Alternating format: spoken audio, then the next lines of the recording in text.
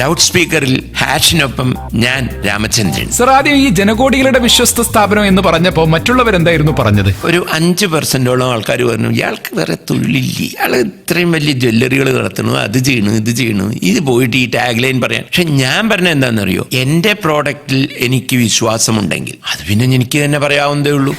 സാറിനെ കുറിച്ച് ഞാനൊരു തമാശ കേട്ടിട്ടുണ്ട്, ചെറുപ്പമാകാൻ വേണ്ടിട്ട് ഏതോ ഒരു മെഷീനിലൊക്കെ കയറുന്നു. Time travel machine, yeah that is true. അത് നിങ്ങളെ 10 കൊല്ലത്തേക്കാണോ 20 കൊല്ലത്തേക്കാണോ എത്ര യങ് ആക്കണം എന്ന് വെച്ചാൽ അത്രയും യങ് ആക്കും. എന്ന് വെച്ചിട്ട് ഒരു ചെറിയ കുട്ടിയാക്കാനൊന്നും പറ്റില്ല. ഞാനിപ്പോ ഒരു തവണ പോയിട്ടുള്ളൂ, ഇനിയിപ്പോ ഒന്നുകൂടി പോണോന്ന് ആലോചിക്കുന്നുണ്ട്.